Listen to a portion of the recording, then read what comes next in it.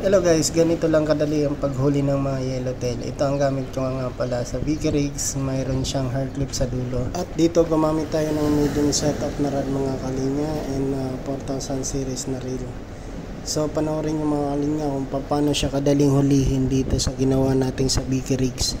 Napaka-active nito sa umaga lalo na sa pagputok ng araw at medyo mataas ang tubig. Napaka-active yung mga yan. Yun, enjoy the video mga kalinya, panoorin nyo.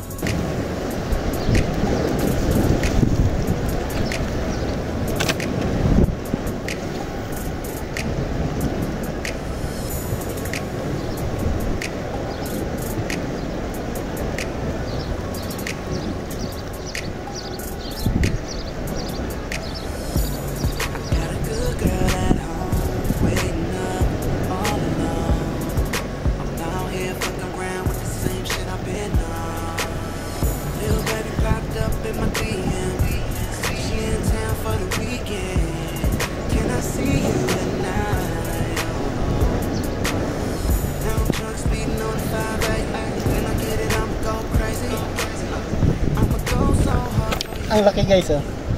Yeah. Nice.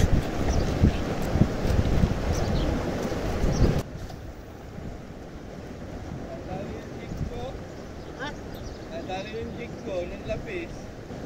Sayang. Pagtanundong nung lapis. Laki? Di dyan dumali? Lapis? Lapis? Dumali eh. Kaway. Dalihan pa ako ng isang jig.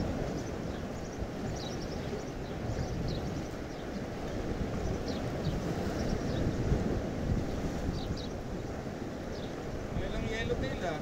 Ang dami dito. Oo nga. Nakita ko kanina yun. Dapat daan-daan eh. Ayun pa rin. Nandiyan lang yata sa gilid gusto eh. Andito sa ano, oh.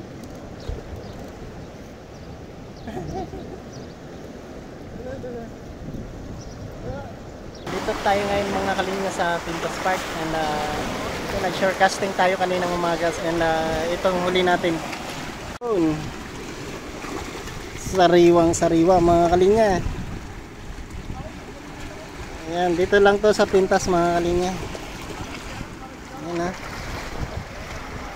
Medyo malakas pa rin alon yan.